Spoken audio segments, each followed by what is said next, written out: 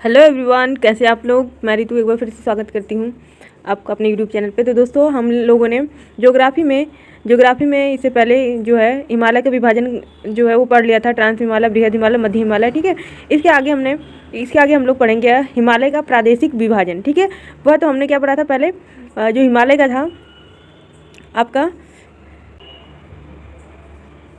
जो हिमालय की प्रमुख श्रेणियों में विभाजन किया था। अब हम लोग पढ़ेंगे प्रादेशिक विभाजन।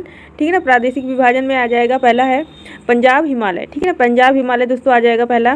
ठीक है, प्रादेशिक हिमालय पंजाब हिमालय, कुमायूं हिमालय, नेपाल हिमालय और असम हिमालय आ जाएगा। ठीक है, तो चलिए स्टार्ट करते हैं वीडियो को और हिमालय के प्रादेशिक विभाजन के बारे में पढ़ते हैं। जो पंजाब हिमालय है दोस्तों, पंजाब हिमालय जो है इसका विस्तार सिंधु नदी से लेकर सतलज नदी के मध्य है।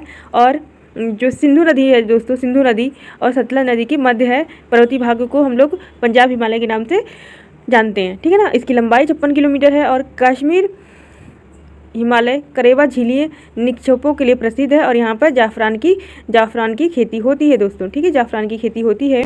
और करेवा क्या है दोस्तों, करेवा जो है वो आपका चिकनी चट्टानी मिट्टी है। चिकनी चट्टानी मिट्टी को हम लोग करेवा कहते हैं। ठीक है ना, नेक्स्ट है कुमाऊं हिमालय। कुमाऊं हिमालय है दोस्तों, जो कुमाऊं हिमालय ये है आपका, इसका विस्तार सतलज नदी से लेकर काली नदी तक है, इसके मध्य है। ठीक है, सतलज नदी से लेकर काली नदी के मध्य है इसका जो है प्रादेशिक विस्तार। और पश्चिमी भाग गढ़वाल हिमालय तथा पूर्वी भाग जो है कुमाऊं हिमालय कहलाता है। तो पूर्वी भाग दोस्तों क्या कहलाता है, पूर्वी भाग जो है कुमाऊं हिमालय कहलाता है और पश्चिमी भाग गढ़वाल हिमालय कहलाता है। कौन सा, कुमाऊं हिमालय का। ठीक है ना, यह सतलज नदी और काली नदी के मध्य स्थित है।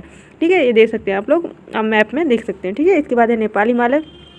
तो बात करें कि जो कुमाऊं हिमालय दोस्तों, उसमें कौन कौन से जो सबसे बड़ी चोटी है वो है नंदा देवी। ठीक है ना, नंदा देवी जो है कुमाऊं हिमालय की सबसे बड़ी चोटी है। ठीक है, तो ये देख लिया हमने कुमाऊं हिमालय, पंजाब हिमालय और कुमाऊं हिमालय। इसके बाद देखते हैं नेपाल हिमालय। नेपाल हिमालय दोस्तों, नेपाल हिमालय जो है काली नदी और महानंदा नदी के मध्य में स्थित है, जो है नेपाल हिमालय। ठीक है, इसका विस्तार 800 किलोमीटर है। इसके बाद आता है असम हिमालय। असम हिमालय का विस्तार है जो तीस्ता नदी से ब्रह्मपुत्र नदी तक है। तीस्ता नदी से ब्रह्मपुत्र नदी तक है 750 किलोमीटर। 750 किलोमीटर तीस्ता नदी से ब्रह्मपुत्र नदी तक है, 750 किलोमीटर। ओके, तो ये हमने प्रादेशिक विस्तार पढ़ लिया है। पंजाब हिमालय सतलज नदी से सिंधु नदी से सतलज नदी तक। ठीक है, इसको नोट डाउन करिए आप लोग। इसके बाद कुमाऊं हिमालय जो है, कुमाऊं हिमालय सतलज नदी से काली नदी के मध्य। इसके बाद जो है नेपाल हिमालय वो है काली नदी से महानंदा नदी। और असम हिमालय जो है तीस्ता नदी से ब्रह्मपुत्र नदी तक 750 किलोमीटर तक फैला हुआ है दोस्तों। ठीक है, अब हम लोग जानेंगे उत्तर का विशाल मैदान। जो उत्तर का विशाल मैदान है उसके बारे में थोड़ा सा हम लोग पढ़ लेते हैं। जो उत्तर का विशाल हिमालय जो है, उत्तर का विशाल मैदान दोस्तों, उत्तर का विशाल मैदान है हिमालय पर्वत के दक्षिण में सिंधु, गंगा और ब्रह्मपुत्र नदी द्वारा निर्मित यह विशाल मैदान जो है वो उत्तर का विशाल मैदान कहलाता है। तो क्वेश्चन आ सकता है आपका, जो उत्तर का विशाल मैदान है किन किन नदियों से निर्माण हुआ है इसका, आपका सिंधु नदी, गंगा नदी और ब्रह्मपुत्र नदी। ठीक है, ब्रह्मपुत्र नदी द्वारा इसका क्या है, इस मैदान का निर्माण हुआ है। और इसका कुल क्षेत्रफल की बात करें तो दोस्तों 7 लाख स्क्वायर किलोमीटर है इसका कुल क्षेत्रफल। इसके बाद पूर्व से पश्चिम में यह इसकी लंबाई है 3200। पूर्व से पश्चिम ये है हमारा प्यारा सा भारत। ये देखिए पूर्व कहाँ है आपका, इधर इस साइड है ना। तो ये ब्रह्मपुत्र है, ये वाली नदी यहाँ से अरुणाचल प्रदेश से यहाँ से असम होती हुई आती है। ठीक है ना, तो पूर्व से लेकर पश्चिम में इसका विस्तार कहाँ है, कितना है, 3200 किलोमीटर है। और चौड़ाई है 100 से 150 किलोमीटर। और इसमें जो है दोस्तों समुद्र द्वारा मृदा आवरण होता है, पानी की पर्याप्त उपलब्धता होती है यहाँ पर। और देखा जाए तो इसमें कृषि की दृष्टि से सबसे अच्छा यह माना जाता है। ठीक है ना, और भारत का अत्यधिक उपजाऊ जो मैदान है इसी मैदान को कहा जाता है, जहाँ पर क्या है, जनसंख्या सबसे ज़्यादा निवास करती है। ठीक है, तो क्वेश्चन ये भी आता है कि जो भारत का उत्तर का विशाल मैदान है, भारत का जो विशाल मैदान है उसमें जनसंख्या क्यों अधिक निवास करती है, क्योंकि यहाँ पर अत्यधिक क्या है, उपजाऊ भूमि है। और यहाँ पे लोगों के जीवन के लिए जो कृषि होनी चाहिए, कृषि और सारी सुविधाएं उपलब्ध हैं, इसीलिए यहाँ पर सघन जनसंख्या वाला भौगोलिक क्षेत्र भी है। ठीक है ना, उत्तर के विशाल विभाजन का बात करें दोस्तों तो उत्तर का विशाल मैदान का विभाजन 6 भागों में किया जा सकता है। 6 भागों में उत्तर के विशाल मैदान का विभाजन किया जा सकता है। पहला है भाबर, दूसरा है तराई, तीसरा है बांगर और इसके बाद चौथा है खादर, फिर रेह या कल्लर कहते हैं, और इसे छठवां है डेल्टा। ठीक है, तो भाबर क्षेत्र, भाबर प्रदेश की बात करें दोस्तों, तो भाबर क्या है? यह शिवालिक के गिरिपाद प्रदेश में छोटे बड़े पत्थरों के टुकड़ों जलोढ़ पंख का निक्षेप करती है, जिसे भाबर का नाम दिया गया है। ठीक है ना। और यह प्रदेश कृषि के लिए योग्य नहीं है, यहाँ नदियाँ जो है लुप्त हो जाती हैं, यानी कि जो शिवालिक श्रेणी है दोस्तों, शिवालिक श्रेणी है, वहाँ पे बड़े बड़े पत्थर, जो नदी द्वारा बड़े बड़े पत्थर लाए गए हैं, यहाँ पे ही भाबर का निर्माण होता है। ठीक है ना। इसे यहाँ पर क्या होता है, कृषि क्षेत्र नहीं है, यहाँ पे कृषि क्षेत्र नहीं है। ठीक है, और यहाँ नदियाँ क्या हो जाती हैं, लुप्त हो जाती हैं।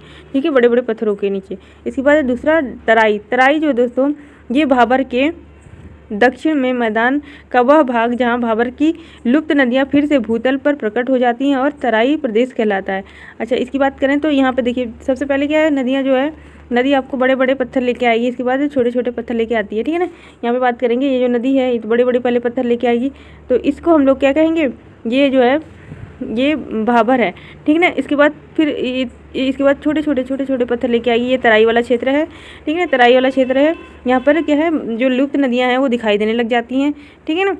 इसके बाद और यह भाग जो है दोस्तों, ये वाला भाग जो तराई वाला भाग ज़्यादातर दलदल होता है, और यहाँ पर वन पाए जाते हैं, और बहुत सारे प्रकार के वन्य जीव भी पाए जाते हैं। यहाँ मच्छरों का प्रकोप भी बहुत ज़्यादा होता है। ठीक है। और इसके बाद देख लेते हैं काप प्रदेश। काप प्रदेश जो है दोस्तों, कॉप ये है रेत की कम मात्रा रखने वाली जो सख्त चिकनी मिट्टी की भांति जो है कॉप रेत होती है, कॉप होती है। और इस मिट्टी को दो भागों में वर्गीकृत किया जाता है, दो भागों में बांटा जाता है। पहला है खादर मिट्टी, दूसरी है बांगर मिट्टी। ठीक है ना। जो दोस्तों खादर मिट्टी है, खादर मिट्टी, अब हम लोग पढ़ेंगे खादर के बारे में। ठीक है ना।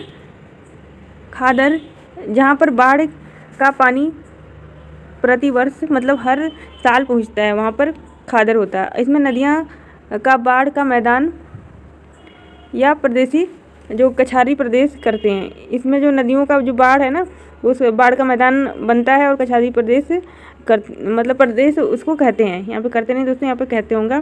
इसके बाद प्रतिवर्ष बाढ़ के जल से यहाँ मिट्टी क्या है, नवीन जलोढ़ बनाती है, और इसका रंग हल्का तथा बालू व कंकड़ युक्त होता है, बालू कंकड़ युक्त होता है इसका रंग। ठीक है ना। किसका, खादर का। और जो देखिए काप प्रदेश में आपका खादर और बांगर आ जाएगा। ठीक है, खादर और बांगर आ जाएगा, खादर मिट्टी और बांगर मिट्टी आ जाएगी काप प्रदेश में। ठीक है। तराई के बाद आपका बांगर आएगा, बांगर के बाद खादर आएगा। ठीक है। अब बांगर देखते हैं क्या किसे कहते हैं। बांगर जो होता है दोस्तों, यह उत्तरी मैदान का सबसे विशालतम भाग होता है, और इसमें जलोढ़ मिट्टी, यह जलोढ़ मिट्टी से बना होता है, और यह मैदान सबसे अधिक ऊंचा होने के कारण यहाँ नदियों की बाढ़ का जल नहीं पहुँच पाता है। और यह क्या है, थोड़ा सा ऊंचा होता है, और इसी वजह से यहाँ पर जो है नदियों का बाढ़ का जल है, जो बाढ़ का पानी है वहाँ पर नहीं पहुँच पाता। और यहाँ पर पुरानी काप मिट्टी पाई जाती है, पुरानी काप मिट्टी पाई जाती है। ठीक है ना, जिसमें कि चिकनी मिट्टी बहुत सारी होती है दोस्तों। ठीक है। और देखिए रेह की बात करें तो रेह क्या है दोस्तों, कल्लर जिसे कहते हैं। बांगर जो है, बांगर मिट्टी के क्षेत्रों में जहाँ सिंचाई के कार्यों की अधिकता होती है, वहीं पर कहीं कहीं नमकीन परत या सफ़ेद परत बिछी हुई होती है, इसे ही रेह या कलहर कहा जाता है। ठीक है ना। जो सफ़ेद परत होती होगी, आपने गांव में देखा होगा, दूर किसान जो है, किसान खेती की जहाँ पे करते हैं वहाँ पे नहीं होती है। ये जो होता है दोस्तों आपका थोड़ा सा जो एरिया होता है, खाली एरिया ना, वहाँ पे जो वाइट सफ़ेद परत जमी रहती है, तो उसे ही क्या कहा जाता है, रेह कहा जाता है। ठीक है। और यह नमकीन परत होती है। यह यूपी, हरियाणा, पंजाब, ये शुष्क भाग है, यानी कि जो गर्म क्षेत्र हैं, ठीक है ना, वहाँ पाई जाती है। इसके बाद लास्ट है दोस्तों डेल्टा जो है दोस्तों, डेल्टा क्या होता है, यह गंगा ब्रह्मपुत्र नदियों के जो मुहाने हैं, ठीक है ना, जहाँ पर जो नदियाँ हैं समुद्र से मिलती हैं, वहाँ पर डेल्टा का निर्माण करती हैं, और भारत व बांग्लादेश में यह विस्तृत है। ठीक है। तो दोस्तों मैं एक बार आपको मैप के ये देखिए जो पिक्चर है उसके थ्रू समझा देती हूँ कि जो हिमालय का प्रादेशिक विभाजन किस तरीके से है। ये आपका हिमालय है दोस्तों, हिमालय, ठीक है। इसके बाद ये जो बड़े बड़े पत्थर दिख रहे हैं आपको, बड़े बड़े पत्थर हैं, इसको भाबर कहा जाता है, ठीक है ना। इसके बाद सीधे इसके नीचे छोटे छोटे पत्थर है, थोड़ा सा तराई वाला भाग है, इसको तराई कहा जाता है। इसके बाद क्या हो जाता है, इसके बाद ये नदी जाती है और बहुत सारे जो है पत्थर वगैरह और मिट्टी वगैरह अपने साथ ले जाती है, ठीक है ना। और क्या है, इस तरीके से जाती रहती है और फिर इस वाले भाग को कहेंगे हम लोग बांगर, ठीक है ना। जो ऊंचा वाला भाग होता है उसे बांगर कहते हैं। और कहीं कहीं पे आपने देखा होगा कि जो नदी है दोस्तों, नदी है जो इस तरीके से गड्ढे बना लेती है और वहाँ पे जल इकट्ठा हो जाता है। और ये जो नदी है, जो ये जल है ना, और इसके ऊपर थोड़ा सा रेत वाला भाग हो जाता है, उसे खादर कहा जाता है, ठीक है। और ऊंचे वाले भाग को क्या कहेंगे, जो सबसे ऊंचा होता है उसे बांगर कहते हैं। और जो नदी के जस्ट बगल में रेत वाला भाग होता है उसे क्या क्या कहते हैं, उसे खादर कहा जाता है। और ये जो है बांगर, जो ऊंचे वाला भाग है, विशालतम भाग, जहाँ पे पुराने जलोढ़ मिट्टी रहती है, उसे ही बांगर कहा जाता है, ठीक है ना। तो दोस्तों आज के लिए इतना ही।